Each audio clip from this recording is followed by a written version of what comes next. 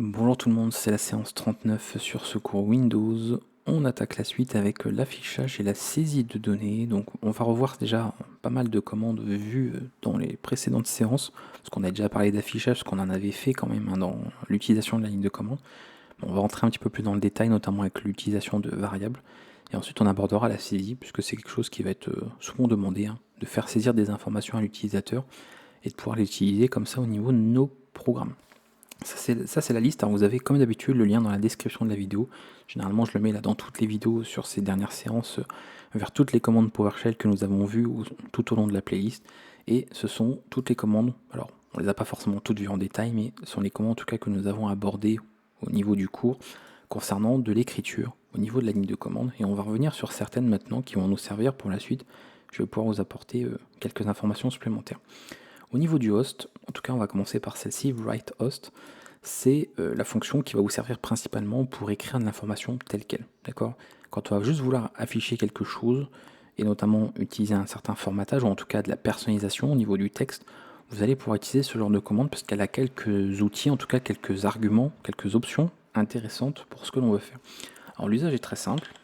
On va utiliser la commande, ça, il n'y a pas de problème. On va pouvoir indiquer le texte. Ok. Voilà. Et ensuite, on va pouvoir utiliser certains arguments qui vont nous servir, à savoir la taille, pas la taille, mais la couleur du texte, et ensuite, si on veut, la couleur d'arrière-plan. Donc on a deux options pour ça, deux arguments, foreground color, et on a éventuellement background color. Vous allez pouvoir ensuite indiquer pour valeur une information précise suivant la couleur que l'on veut. Alors ça, pareil, si vous voulez l'ensemble des valeurs, parce que je ne vais pas tout vous noter, vous allez sur la documentation pour les retrouver. Mais sinon, vous avez donc certaines valeurs. On va retrouver les classiques. Généralement, je pense qu'on a bien compris. Voilà. Ce genre de choses. Et après, vous allez avoir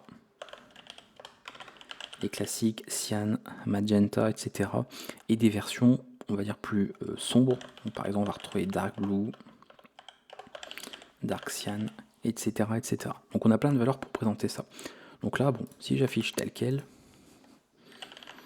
mon programme, le texte est écrit, ok, dans la couleur définie sur le terminal.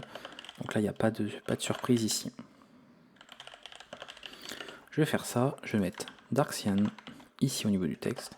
Et là, on a le changement de couleur qui est opéré. Donc on a comme ça des possibilités. Si vous voulez personnaliser un petit peu l'affichage de texte, vous pouvez utiliser ces derniers. Alors si j'utilise background, ça va pas forcément être sympa. Ça va faire un mélange un peu bizarre. Et vous voyez qu'on peut parfaitement mélanger les deux. Donc ça fonctionne aussi et on peut utiliser ce genre en tout cas de personnalisation au niveau du texte que l'on peut faire. Donc on a cette possibilité.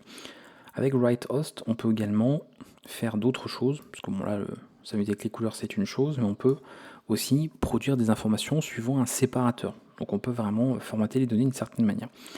On va utiliser l'opérateur de regroupement, qui sont principalement les parenthèses au niveau de PowerShell, et on peut par exemple indiquer plusieurs valeurs. Donc je fais comme vous verrez que ça par exemple ça peut être un tableau d'entiers, d'accord, on des parenthèses ici, et ensuite utiliser l'argument separator pour indiquer le séparateur des informations que je veux, et je peux indiquer par exemple que je les sépare par un plus, avec bien sûr une espace avant et après.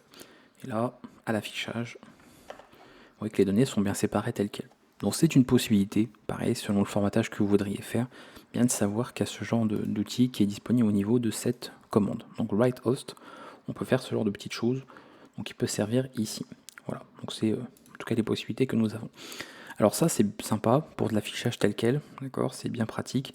Par contre, si vous voulez principalement utiliser de l'affichage de données pour être utilisé dans d'autres commandes, utilisez plutôt celle qu'on avait vue aussi, qui est write output. L'avantage de celle-ci, cette commande-là, c'est qu'elle va être utilisée. Donc l'objet en fait qu'elle va produire, notamment le PS object, il va être envoyé dans ce qu'on appelle la pipeline, donc c'est-à-dire la suite de commandes. D'accord, quand on utilise notamment ici un tube, voilà, et bien la sortie de cette commande va être passée en entrée pour la suite. Donc c'est plus pratique et c'est généralement plus conseillé d'utiliser write output, alors pas output, c'est bizarre, voilà, plutôt que write host, qui vraiment lui sert que pour de l'affichage, formaté notamment, qui peut servir pour ça. Mais Voilà, on avait abordé ces deux-là, donc c'était quand même bien de vous montrer un petit peu ce qui était possible de faire avec ces deux-là. Donc au moins on a un peu cette possibilité qui est disponible. Voilà pour ça. Je vais revenir sur le cas de write error, qui nous sert quand on veut notamment écrire une erreur sur la console, ça peut être bien pratique aussi. On peut indiquer une catégorie, cette erreur. C'est-à-dire plutôt que d'indiquer ceci, vous pourriez avoir, si vous voulez, la possibilité d'indiquer le type finalement d'erreur qui a pu se produire. Et ça c'est pareil, on en a plein. Il faut aller voir la documentation si vous voulez la liste complète. Je ne suis pas une machine, je n'ai pas tout par cœur en tête, mais on a beaucoup de types qui sont disponibles. Donc on peut retrouver par exemple, s'il y a une erreur de lecture, on peut utiliser la catégorie read error. S'il y a eu un problème avec l'ouverture d'un fichier pour des permissions ou un fichier inexistant, on peut utiliser ce type-là. On a également, si on a des problèmes de type, invalid type, ce genre de choses. Voilà. On peut retrouver comme ça différentes erreurs qui peuvent être produites, et comme ça, l'erreur sera traitée différemment. Donc déjà, ça s'affiche bien selon un format précis pour un message d'erreur, comme vous le voyez. Et après, on peut traiter bien sûr l'erreur différemment. Donc ce sera plus utile bien sûr dans des cas précis, si on veut, pour voir un petit peu le type de données, qui peut notamment être récupéré dans un programme, de dire, tiens, si la catégorie est ça, on doit traiter l'information telle quelle, sinon on la traiter autrement. Donc ça servira notamment quand on aura par exemple des structures conditionnelles au niveau de nos programmes. Donc voilà, je voulais qu'on revienne sur write error, puisqu'on peut effectivement indiquer une catégorie d'erreur qui peut être quand même pratique pour la suite. Donc c'est bien de voir un petit peu comment tout cela fonctionne. Voilà.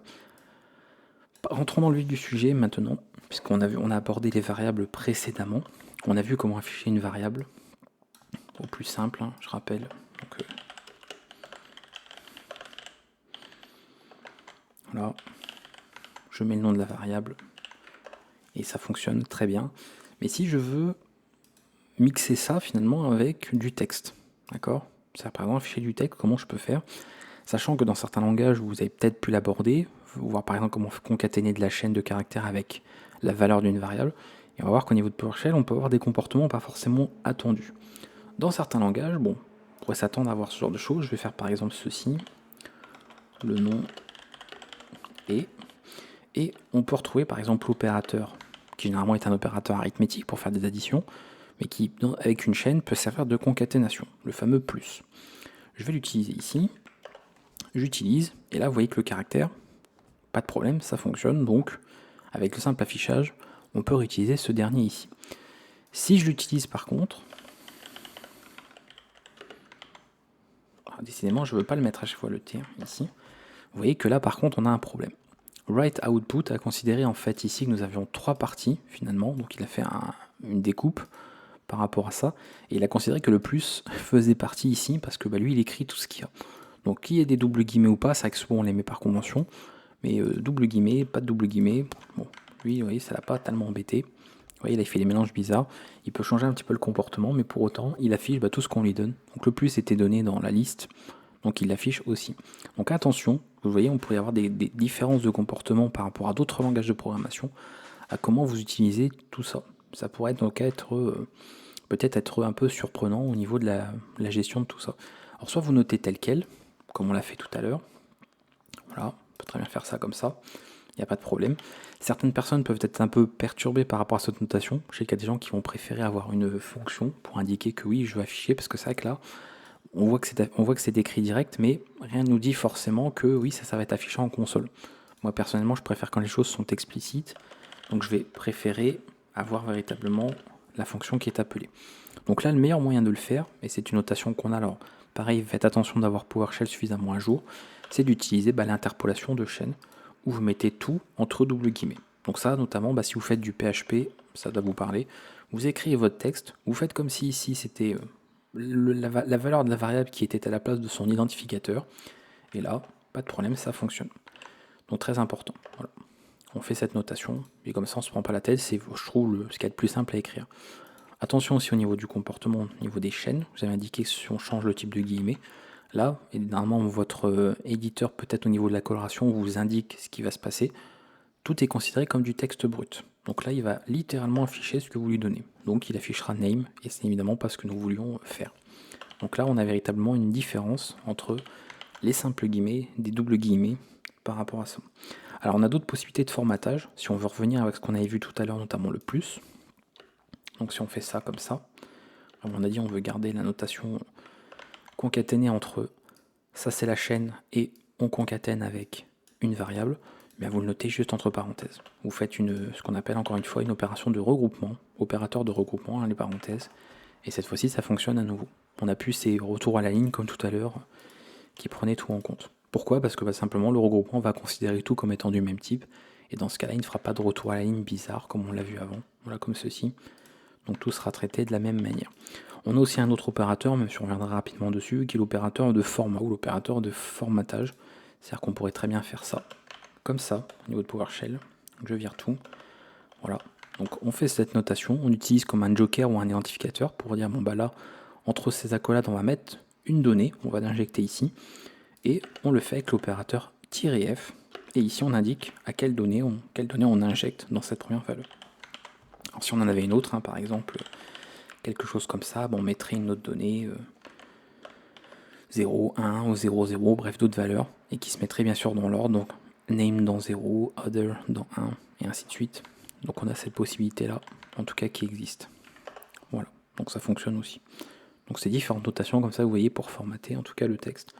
Mais je pense que celui que vous allez utiliser le plus souvent, quand c'est en tout cas juste ça, a priori ça devrait être quelque chose comme ça. Au moins là, on se prend pas la tête. D'accord, le formatage est simple, mais il y a plusieurs notations, parce qu'après on a bien sûr certaines fonctionnalités en plus, suivant les notations qu'on utilise pour ça. Donc l'interpolation de chaîne, ce qu'on a vu ici. On a ensuite l'opérateur de formatage, donc le fameux -f, permettez de faire ça. La concaténation de chaîne, mais attention, il faut que ce soit entre parenthèses pour que le plus soit considéré comme un opérateur de concaténation dans une chaîne. Sinon, ça ne marchera pas. Donc vraiment, c'est important de mettre les parenthèses, voilà, de ne pas se tromper là-dessus. Et voilà, comme ça vous avez vu un petit peu ce que ça nous donne ici au niveau des données, en tout cas pour de l'affichage. Avant de terminer, puisqu'on a vu pour l'affichage principalement, on va voir aussi pour de la saisie. On va souvent avoir besoin de récupérer des données. Donc ça peut être pas mal par exemple de récupérer une information. Et pour ça, name, on va utiliser la commande read host. Donc la commande read host, on va lui passer entrer un nom. Voilà. Et le résultat de ce qu'on va récupérer sera bien sûr affiché tel quel. Donc, je lance le programme. Alors oui, c'est vrai que question d'habitude, mais oui, c'est hop, ici c'est automatiquement complété par des 2 points. Alors non, j'avais oublié le petit espace si on veut respecter la ponctuation française, voilà. Et ici, on note le nom et vous voyez que ça fonctionne aussi. Donc là, on va pouvoir saisir de l'information. Ça va nous permettre de faire pas mal de choses aussi et traiter l'information un petit peu comme on veut.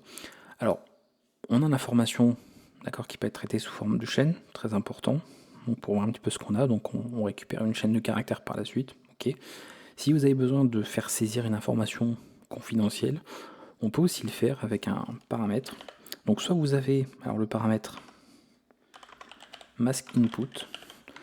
Donc là, ce sera bien traité sous forme de chaîne, mais vous voyez que l'information est masquée.